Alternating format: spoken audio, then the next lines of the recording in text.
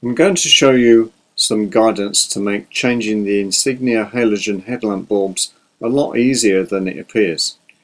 This is a video to complement Mitchell Campion's video, which is the only video that I found on the internet which shows how to replace the Insignia halogen headlamp bulb 2008 onwards. There's some more understanding that I needed to be able to do the job with confidence, which I will show you here with my photos. I'll show you the most difficult near side, as space is very restricted. Firstly, pull out the windscreen washer spout. It will be easier to insert later if you put a little soap or vaseline around the end of the tube, and this will also avoid pushing through the grommet into the bottle. Next, remove the rear headlamp cap.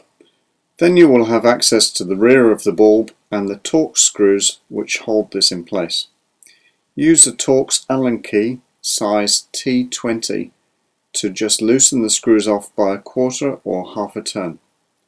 You can then rotate the bulb with the wiring still attached anti-clockwise by a quarter of a turn and gently remove from the assembly.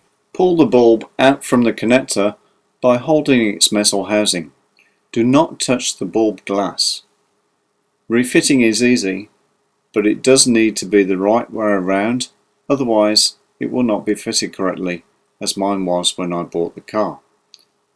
The metal attachment to the plastic wiring connector has a big lip which must be at the top. The wings of this metal attachment are what slide behind the torx screws to secure the bulb in place. The bulb's metal housing also has a big lip which must be at the top when pushed into the connector. You can see from these photos. Gently insert the bulb back into the slots of the headlamp housing, being careful not to touch any sides, as I managed to blow a bulb this way somehow, even though they were not on. Make a quarter turn clockwise and the wings will slot in behind the torx screws. Then you have the awkward job of tightening the torx screws gently with your torx Allen key. Just take your time and make sure you haven't chosen a rainy day.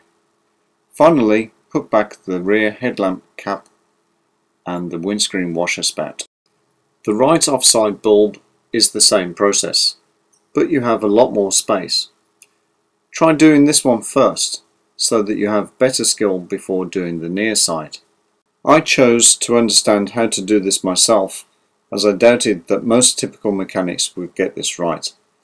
Hope this helps, and at least saves you a few quid in the meantime.